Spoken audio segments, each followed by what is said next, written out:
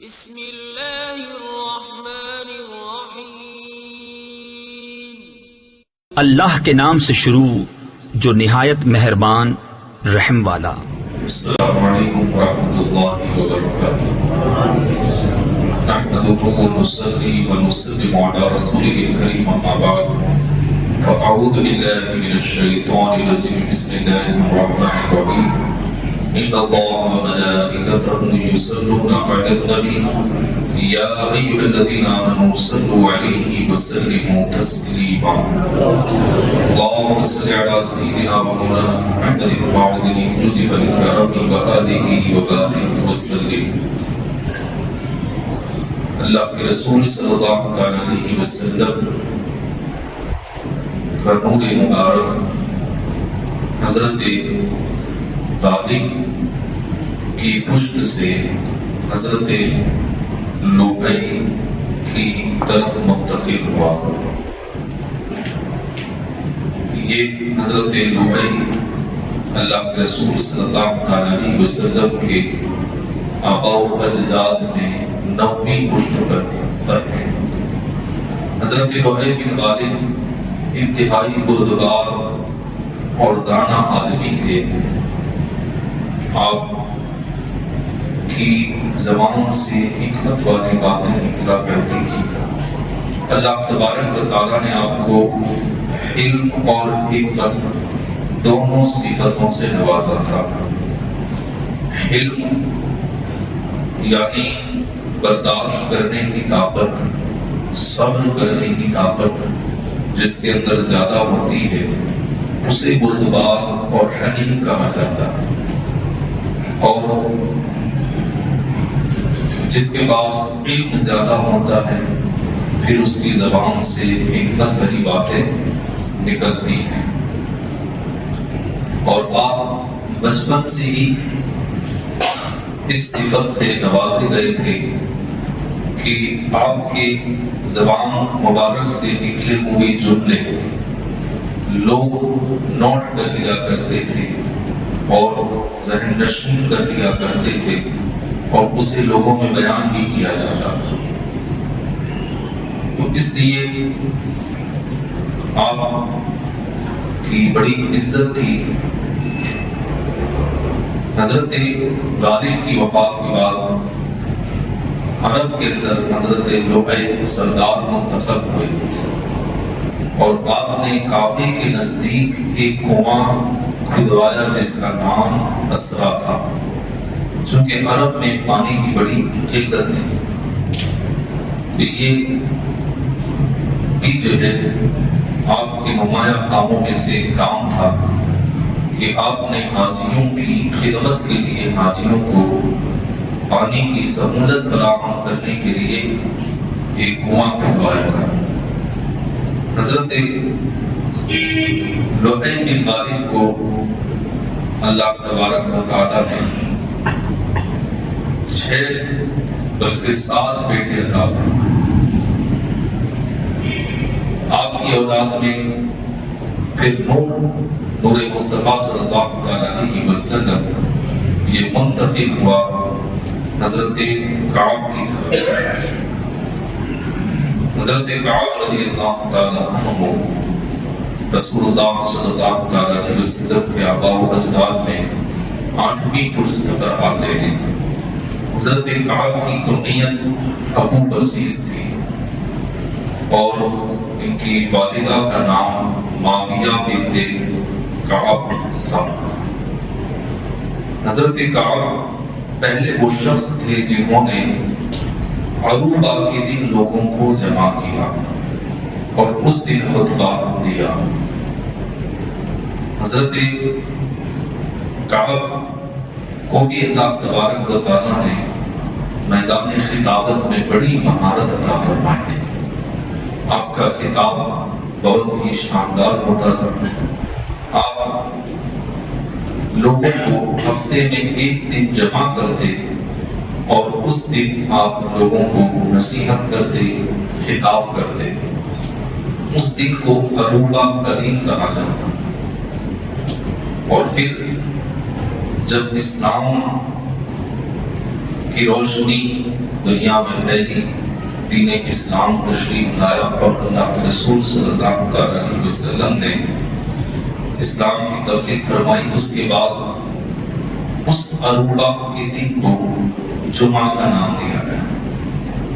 تو یہ جو جمعہ کے دن خطبے کی روایت ہے، خطاب کرنے کی، تقریر کرنے کی، گویا کہ اس کا آغاز حضرت کعب بن لؤی نے فرمایا تھا۔ بس نام اس وقت جمعہ نہیں تھا، اس وقت اس کا نام عروبہ تھا۔ پھر بعد میں اسلام آنے کے بعد اس کا نام جمعہ رکھا گیا۔ آپ کی جو خطابات ہوتے اس میں آپ حقوق انسانی کی اور امن و سلامتی کے بارے میں لوگوں کے سامنے بیان فرماتے، اور ایک خطاب میں آپ نے میرے رب کے پیارے آقا صلی اللہ علیہ وسلم کی ولادت کی بشارت بھی عطا فرمائی تھی۔ یہ حضور کی 8ویں پشتمیں ہے کہ اللہ کے رسول صلی اللہ علیہ وسلم کے تشریف لانے سے پہلے انہوں نے اپنے خطاب میں حضور کے آنے کی بشارت دی، اور اس خطبے کے چند جملے روایتوں میں بیان بھی کیے گئے کہ آپ نے اپنے خطاب میں فرمایا، اپنے اندر نرمی رکھو اور صلہ رحمی پر توجہ دو۔ صلہ رحمی کا معنی رشتہ داری جو ہے قائم رکھنا، رشتہ داروں سے میل جول رکھنا، اپنے وعدے کو پورا کرو، اپنی دولت کو تجارت کے ذریعے بڑھاؤ، سخاوت زیادہ کرو، کعبے کی عزت اور شرف کو سمجھو، جلدی بہترین خوش خبری آئے گی اور آخری نبی جلد ظہور فرمائیں گے۔ اور یہ خبر حضرت موسیٰ اور حضرت عیسیٰ علیہ السلام بھی لے کر کے آئے تھے۔ یہ آپ کی تقریر کی الفاظ ہیں کہ جس میں انہوں نے صاف طور سے آخری پیغمبر کے آنے کی خوشخبری لوگوں کو اپنے خطاب میں سنا۔ حضرت کعب کو اللہ تبارک و تعالیٰ نے اپنے والد کی وفات کے بعد عرب کی سرداری عطا فرمائی، اور سردار کے اندر جو اوصاف ہونے چاہیے وہ آپ کے اندر کوٹ کوٹ کر کے اللہ تبارک و تعالیٰ نے بھرے تھے۔ اہل عرب آپ کی اتنی عزت کیا کرتے تھے، حضرت کعب کی، اور ہر ایک کے دل میں آپ ایسے بس چکے تھے کہ لوگوں نے جو تاریخ شمار کرنے کا سلسلہ تھا وہ حضرت کعب کی ولادت سے شروع کر دیا۔ یہ جو ہم ابھی سال گن رہے ہیں 2023، یہ کس حساب سے ہے؟ حضرت عیسیٰ علیہ السلام کی پیدائش۔ حضرت عیسیٰ علیہ السلام کی پیدائش سے یہ سال گنا جا رہا ہے، اسی لیے اس کو عیسوی سن کہا جاتا ہے۔ اور اسلامی اعتبار سے جو ہجری سن ہے جو ہم مسلمان شمار کرتے ہیں وہ 1444، یہ کس حساب سے ہے کہ اللہ کے رسول صلی اللہ علیہ وسلم نے ہجرت فرمائی مکہ سے مدینہ، اسی سال سے، ہجرت کے سال سے یہ شمار کرنا شروع کیا گیا۔ تو سمجھے کہ حضور کی ہجرت کو 1444 سال ہو چکے۔ تو اس طرح یہ ایک تاریخی واقعہ تھا کہ اللہ کے رسول نے مکہ سے مدینے کی طرف ہجرت فرمائی۔ تو اسی طرح حضرت کعب کی مقبولیت ایسی تھی عرب میں، اہل عرب آپ کی اتنی عزت اور آپ کا اتنا ادب و احترام کرتے تھے کہ انہوں نے حضور کی پیدائش سے پہلے اپنے سال جو شمار کرنے تھے وہ ان کی پیدائش کے سال سے شروع کیا۔ اور یہ رواج ہے عرب کے اندر، اور یہ رواج کب تک رہا؟ حضور کی پیدائش سے پہلے جو واقعہ پیش آیا، جو اصحاب فیل والا واقعہ جسے کہا جاتا ہے کہ ابراہیم لشکر لے کر کے آیا ہاتھیوں کا خانہ کعبہ پر چڑھائی کرنے کے لیے، اس واقعے سے پہلے تک یہ سلسلہ جاری رہا کہ حضرت کعب کی ولادت سے اس دن تک آپ کی ولادت کے سال کے حساب سے ہی لوگ تاریخ لکھا کرتے تھے۔ تو اس سے بھی آپ کی عظمتوں کا پتہ چلتا ہے، اور روایتوں میں یہ بھی آتا ہے کہ خطبوں میں جو آپ سنتے ہیں نا اما بعد، تو یہ خطبوں کے اندر اما بعد بولنے کی جو شروعات کی ہے وہ بھی حضرت کعب بن لؤی رضی اللہ تعالیٰ عنہ نے فرمایا، انہوں نے شروعات کی تھی اس کی، اور ان کے زمانے سے آج تک ہی بولا جا رہا ہے۔ تو یہ تاریخی جو ہے چیزیں آپ سے منسوب ہیں۔ حضرت کعب بن لؤی کی دو بیویاں تھیں، ایک مغشیہ بنت شیبان اور ایک رقاش بنت رکبہ، اور آپ کے کل 3 بیٹے تھے، جن میں سے ایک حضرت مرہ حضرت کعب سے نور مصطفیٰ صلی اللہ علیہ وسلم آپ کے بیٹے حضرت مرہ کی طرف منتقل ہوا۔ ان کے جو دوسرے بیٹے تھے ان کا نام بصیص تھا، اور تیسرے بیٹے کا نام علی تھا۔ یہ حضرت کعب ہی ہیں کہ جن کا سلسلہ نسب، جن پر اللہ کے رسول کا اور حضرت عمر فاروق اعظم کا جمع ہوتا ہے۔ حضور کا شجرہ نسب حضرت مرہ سے کعب تک پہنچتا ہے، اور حضرت عمر فاروق اعظم کا شجرہ نسب حضرت عدی، حضرت کو یقینی طور پر ہم نہیں کہہ سکتے، عدی سے جو ہے ملتا ہے۔ یہ جو تیسرے بیٹے تھے عدی، تو ان سے جو ہے یہ پھر کعب سے مل جاتا ہے۔ تو ان کی اولاد میں حضرت عمر تھے، عدی کی اولاد، تو یہ حضرت کعب کی اولاد میں ہی ہوئے۔ یہاں سے دونوں الگ ہوئے قبیلے، کہ اللہ کے رسول کا شجرہ نسب حضرت مرہ کی طرف منتقل ہوا حضرت کعب سے، اور حضرت عمر کا عدی کی طرف منتقل ہوا۔ حضرت مرہ رضی اللہ تعالیٰ عنہ اللہ کے رسول صلی اللہ علیہ وسلم کے آباء و اجداد میں 7ویں پشت پر ہیں۔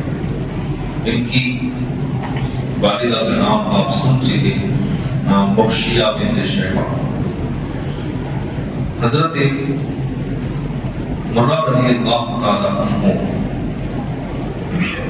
یہ حضرت کعب کی وفات کے بعد عرب قبائل کی سردار منتخب ہوئے، اور آپ کی زندگی کے اندر جو تاریخی آپ کا کارنامہ ہے وہ یہ ہے کہ عرفات کے قریب آپ نے ایک کنواں کھودوایا۔ چونکہ حاجی حج کے دوران عرفات میں بھی جاتے تھے، اور وہاں بھی حاجیوں کو پانی کی بڑی دقتیں ہوتی تھیں، تو حضرت مرہ رضی اللہ تعالیٰ عنہ نے یہ تاریخی کام کیا کہ عرفات کے میدان میں کنواں کھودوایا۔ اور اس زمانے میں عرب کے اندر کنواں کھودنا اور اس سے پانی نکل جانا یہ بڑی قسمت کی بات ہوا کرتے ہیں، اور کنواں کھدوانے والا بہت عظیم سمجھا جاتا تھا کہ اللہ نے اس کے ذریعے لوگوں کو سیراب کیا، اور پانی کی قلت جس علاقے میں ہے وہاں ان کی وجہ سے لوگوں کو پانی کی سہولت ملی۔ اس لیے یہ بھی آپ سے ایک تاریخی کارنامہ منسوب ہے۔ حضرت مرہ رضی اللہ تعالیٰ عنہ کی بھی 2 بیویاں تھیں، ایک کا نام ہند تھا اور دوسری کا نام اسما تھا۔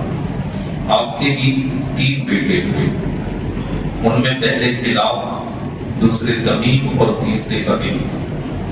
حضرت ابوبکر صدیق رضی اللہ تعالیٰ عنہ کا جو سلسلہ نسب ہے وہ تمیم سے حضور سے ملتا ہے، مطلب حضرت کلاب جو ہیں وہ حضرت مرہ کے بیٹے ہیں، اور تمیم بھی حضرت مرہ کے بیٹے ہیں۔ تو حضرت کلاب سے حضور کا سلسلہ نسب آگے چلا، اور تمیم سے حضرت ابوبکر صدیق رضی اللہ تعالیٰ عنہ کا سلسلے نسب آگے چلا، اور حضرت مرہ پر حضور کا اور حضرت ابوبکر صدیق کا نسب آ کر کے مل گیا۔ تو اس طرح حضرت عمر بھی قریشی خاندان سے تعلق رکھنے والے تھے، اور حضرت ابوبکر صدیق رضی اللہ تعالیٰ عنہ بھی قریشی خاندان سے تعلق رکھنے والے تھے۔ اللہ تبارک و تعالیٰ ہم سب کو نور مصطفیٰ صلی اللہ علیہ وسلم کے فیضان سے مالامال فرمائے، اور حضور کے آباء و اجداد کا فیضان اللہ ہمیں بھی عطا فرمائے۔ السلام علیکم ورحمۃ اللہ۔